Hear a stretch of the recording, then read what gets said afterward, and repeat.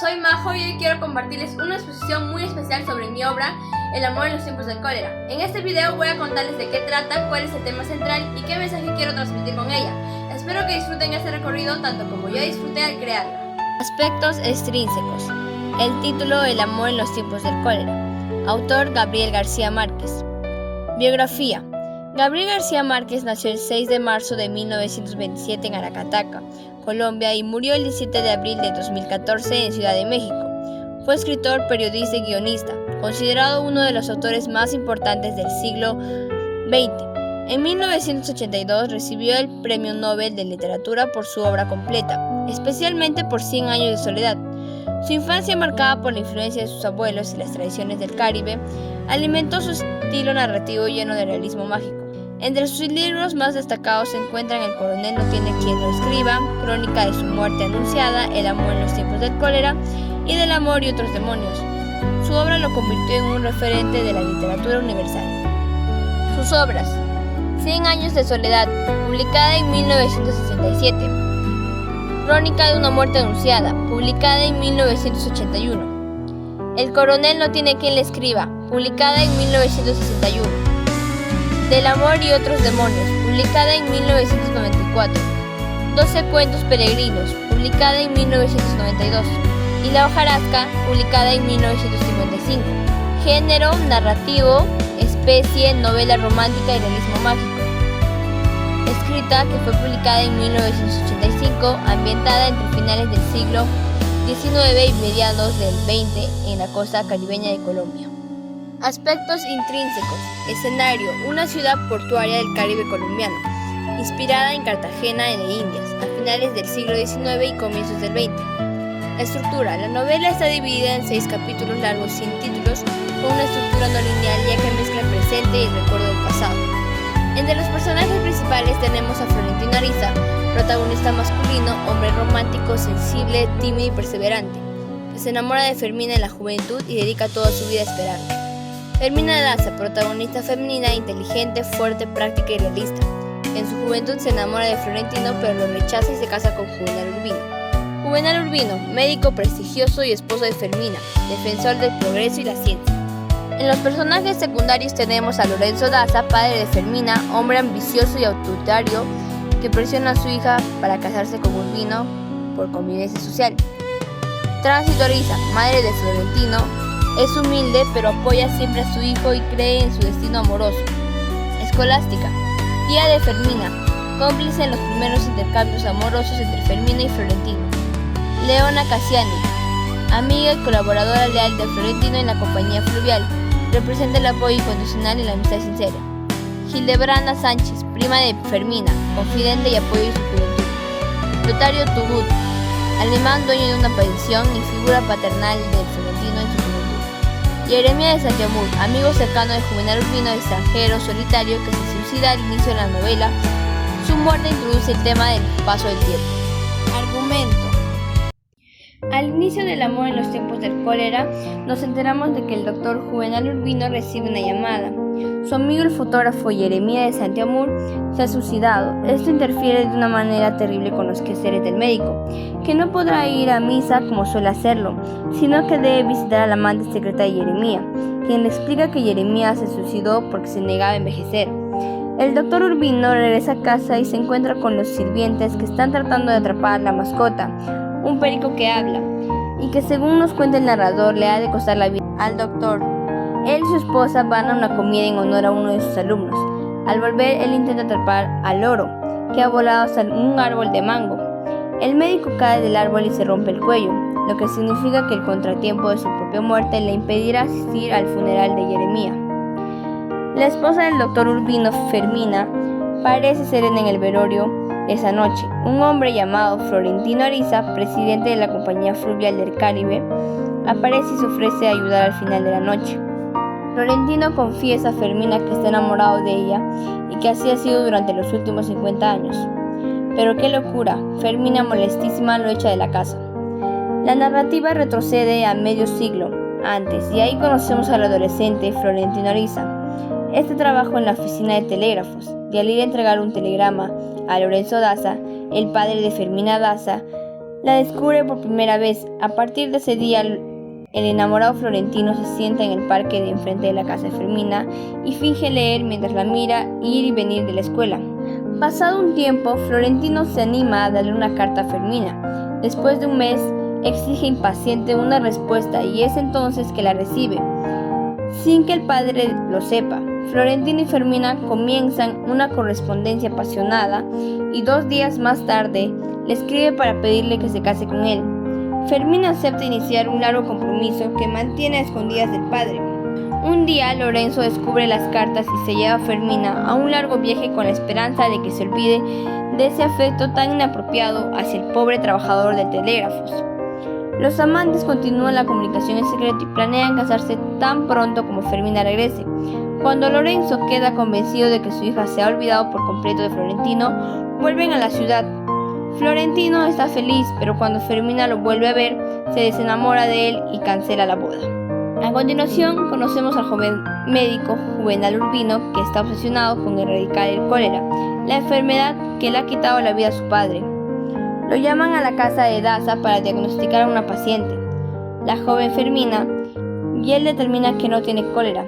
No es un amor a primera vista, pero el médico se entusiasma con Fermina, y al padre de ella le agrada la idea. Fermina no está muy convencida, pero su prima Giberaldra opina que el doctor Urbino es sexy y la anima. Cuando Fermina por fin accede a casarse con el doctor Urbino, Florentino, desconsolado, decide irse a trabajar a otra ciudad. En el barco, una misteriosa desconocida lo aborda a la oscuridad y le roba la virginidad. Nunca descubre la identidad de su amante, pero se imagina que es Rosalba, una compañera de viaje. Florentino decide que, viéndolo bien, no le interesa el nuevo trabajo y regresa a casa para continuar viviendo en la misma ciudad que Fermina. Trata de olvidarla teniendo relaciones con muchas mujeres, comenzando por una viuda que se queda en la casa de su madre. Mientras tanto, Fermina disfruta su luna de miel en Europa. Regresa a casa 6 meses más tarde, embarazada, y el doctor y la señora Urbino se vuelven el centro de la vida social y cívica de la ciudad. Decidido a hacerse merecedor de Fermina, mientras espera que su esposo se marche al más allá, Florentino trabaja sin parar en compañía fluvial y es ascendido. También renueva su casa, escribe poesía y continúa sus innumerables aventuras amorosas clandestinas. Una de sus amantes, una mujer casada, es asesinada por su esposo cuando éste descubre que lo ha estado engañando. Más adelante muere la madre de Florentino. Según muchas anécdotas de la vida matrimonial que leemos, la relación entre Fermina y el doctor Juvenal Urbino no está exenta de problemas, pero en general son bastante felices. Tienen 2 hijos y se mudan a una casa nueva en un barrio residencial que para Fermina puede alejarse de su suegra. El nuevo siglo trae a la ciudad nuevos avances tecnológicos y cívicos. Florentino aprovecha cada ceremonia oficial para ver a su amada Fermina. En un viaje en globo a la costa para celebrar una inauguración, Fermina y su marido pasan por ciudades abandonadas a causa de la epidemia del cólera y se encuentran con que incontables trabajadores de las plantaciones de plátano han muerto a causa de una herida en la nuca. Fermina se va a vivir al rancho de su prima en el campo durante unos años, hasta que se da cuenta de que su marido está teniendo una aventura con una de sus pacientes. Pasado un tiempo se reconcilian y Fermina vuelve a la ciudad. Todo el mundo comienza a envejecer. Cuando su tío se jubila, Florentino es ascendido a presidente de Compañía Fluvial del Caribe. En este momento ya no tiene tantas amantes, pero comienza una aventura con América Vicuña, de 14 años, que ha sido enviada a la ciudad a estudiar. Él actúa como su tutor y nadie sospecha que tienen una aventura. Cuando el doctor Urbino muere y Fermina queda libre de nuevo, Florentino le avisa a América que está por casarse y termina con su romance. Florentino corteja a Fermina incansablemente por medio de una serie de cartas. Al final todo eso da resultado y se hacen amigos. Un periódico local publica algunos artículos difamatorios sobre el padre de Fermina e insinúan que su difunto esposo ha estado teniendo una aventura con su mejor amiga. Con la intención de escapar del escándalo, Fermina accede a hacer un crucero por el río con Florentino. Se enamora de él y el crucero se convierte en una especie de luna de miel para los dos. Pese al hecho de que las orillas del río han quedado deforestados y los pueblos por los que pasan han perdido su población a causa del cólera, Florentino recibe noticias de que América se suicidó al ser incapaz de aprobar sus exámenes finales, y una vez que se cerciora de que nadie ha descubierto el secreto de su aventura, descarta su recuerdo.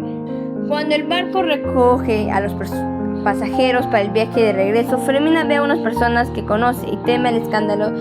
Se llega a saber que está en un crucero de placer a tan poco tiempo de la muerte de su esposo. Para evitar que Fermina se sienta incómoda, Florentino ordena al capitán que ondee una bandera amarilla, señal de que se ha descubierto el cólera en el barco. Con esta excusa, el barco comienza a navegar sin pasajeros ni carga y solo se detiene a cargar combustibles y recoger a la novia del capitán. Al volver a la ciudad, nadie quiere volver a su casa, al horror de la vida real. Así pues, Florentino sugiere que sigan navegando en el río para siempre. El tema central vendría a ser el amor como sentimiento eterno que puede resistir al tiempo, a la enfermedad y a las adversidades. Mensaje: el amor no conoce límites de edad ni de tiempo. Además, la novela refleja cómo el amor adopta distintas formas: pasión juvenil, amor matrimonial y amor maduro. Mi apreciación crítica vendría a ser: me parece una obra muy hermosa y profunda que muestra cómo el amor puede durar toda la vida, incluso frente a la distancia, el tiempo y los obstáculos sociales. Me gustó cómo los personajes viven sus sentimientos con paciencia y pasión, y cómo la historia mezcla la realidad con momentos poéticos y simbólicos. Además, me hizo reflexionar sobre la importancia de la esperanza y la perseverancia en las relaciones humanas. En los recursos estilísticos tenemos la metáfora, que es una figura literaria que consiste en trasladar el significado de una palabra a otro contexto, estableciendo una relación de semejanza implícita. Por ejemplo, tenemos: el olor de las almendras amargas le recordaba siempre el destino de los amores contrariados. Aquí el olor de las almendras amargas no solo describe un aroma, sino que simbolizan la amargura y el destino trágico de los amores no correspondidos o frustrados. Símil, que es una figura literaria que establece una comparación explícita entre los dos elementos, generalmente utilizando nexos como cómo o cuál. Por ejemplo, tenían las pupilas diáfanas, la barba y los cabellos amarillentos y el vientre atravesado por una cicatriz antigua cosida con nudos de enfardelar.